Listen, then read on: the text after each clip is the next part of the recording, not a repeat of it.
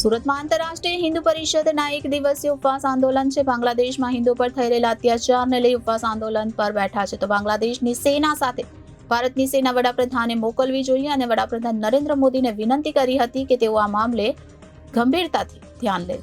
સુરતમાં આંતરરાષ્ટ્રીય હિન્દુ પરિષદના એક દિવસીય ઉપવાસ કર્યા હતા. બાંગ્લાદેશમાં હિન્દુ પર થઈ રહેલા અત્યાચારને લઈ આ ઉપવાસ આંદોલન કરવામાં આવ્યું હતું. બાંગ્લાદેશમાં હિન્દુઓને ટાર્ગેટ બનાવવામાં આવી રહ્યા છે અને અનેક બહેન દીકરીઓ પર બળાત્કાર ગુજાર્યા છે. તો બાંગ્લાદેશની સેના સાથે ભારતની સેના વડાપ્રધાને મોકલવી જોઈએ.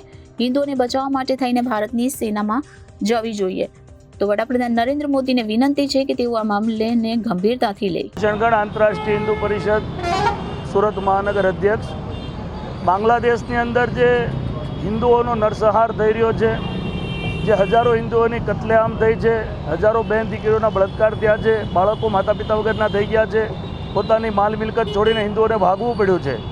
ત્યારે બાંગ્લાદેશના હિન્દુઓ માટે અમે એના સમર્થનમાં પૂરા ભારત દેશની અંદર પ્રવીણભાઈ તોગડિયાજીના સાનિધ્યમાં 10 કરોડ હિન્દુઓ આજે એક દિવસીય ઉપવાસ કરી રહ્યા છે. ત્યારે સુરત મહાનગરની અંદર આંતરરાષ્ટ્રીય હિન્દુ પરિષદના કાર્યકર્તાઓ દ્વારા હીરાબાગ ખાતે અમે એક દિવસીય ઉપવાસમાં બેઠા છીએ.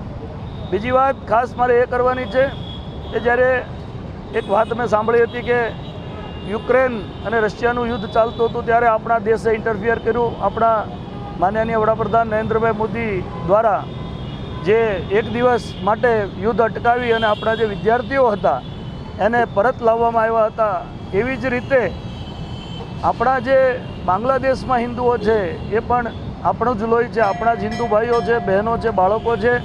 એના માટે ત્યાંની જે ગવર્મેન્ટ, અત્યારે તો હાલ ગવર્મેન્ટ નથી પણ ત્યાંની આર્મી સાથે આપણી આર્મી ચર્ચા કરે, આપણા વડાપ્રધાન શ્રી ડોભાલ સાહેબ છે એ લોકો પણ ચર્ચા કરે અને કંઈક રસ્તો લાવી અને આપણા હિન્દુઓ ત્યાં ઓછી કત્લેઆમ જે થાય છે બંધ થાય, બળાત્કારો બંધ થાય અને હિન્દુઓને સુરક્ષા પૂરી પાડે એવી અમારી માંગણી છે.